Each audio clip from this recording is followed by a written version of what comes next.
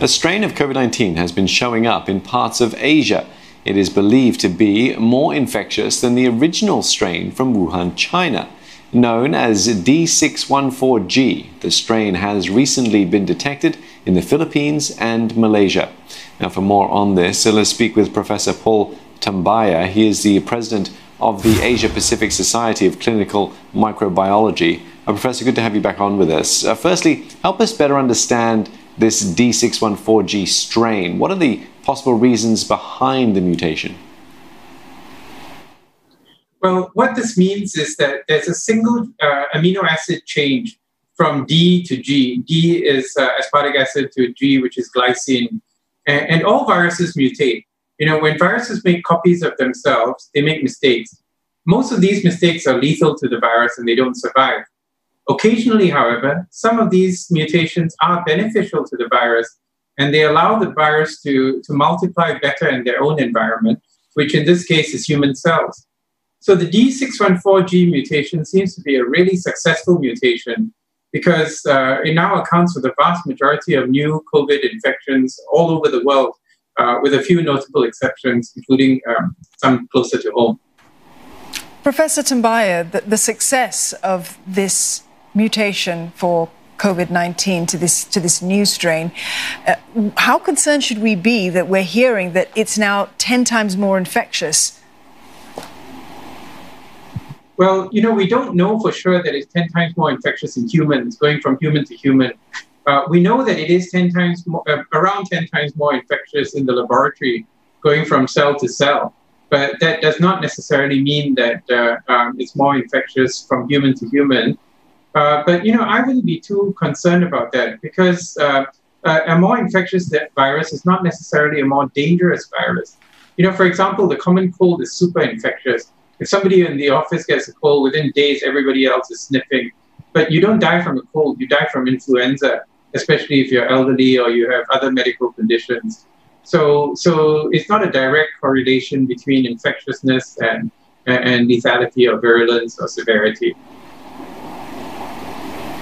So you're saying there isn't an extra cause for concern that we should be concerned about? That we should be as concerned as we have been so far? Well, you know, again, it's kind of whether the glass is half empty or the glass is half full. Because on the one hand, if the virus spreads more easily, then even if it's less virulent, if it causes, say, 1 in 1,000 people to get sick as opposed to 1 in 100, if you've got 100,000 people getting infected as opposed to 10,000, you're going to get more people overall getting infected. So, you know, just because the virus may be slightly less virulent doesn't mean we should be complacent or we should relax and, you know, stop doing the things that we are doing in terms of contact tracing, isolation, identification of cases, etc.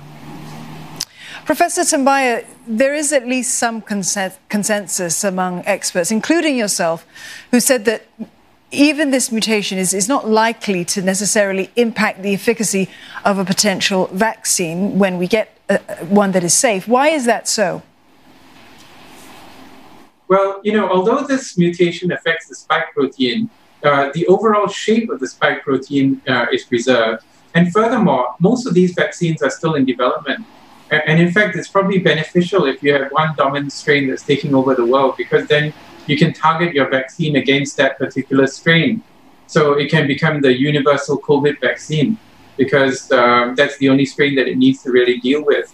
So I'm not concerned as far as the vaccine development is concerned. Now, how confident are you that a vaccine will be found?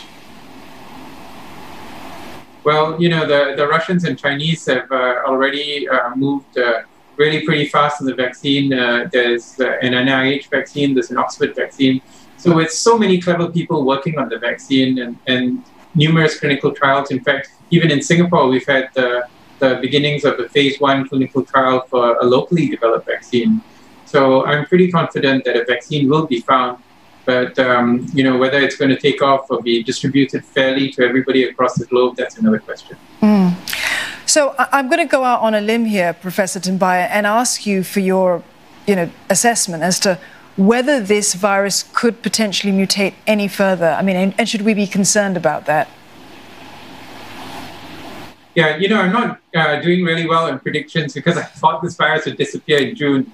But I think that, this mutation has been pretty successful in that it seems to become the overall dominant strain, whereas we had about 3 or 4 dominant strains in March. Now this is, with a few exceptions, dominating the whole world.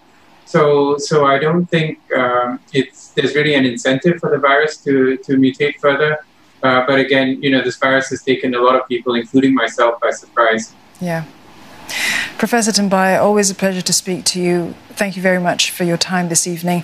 Professor Paul Tambyah, the President of the Asia Pacific Society of Clinical Microbiology.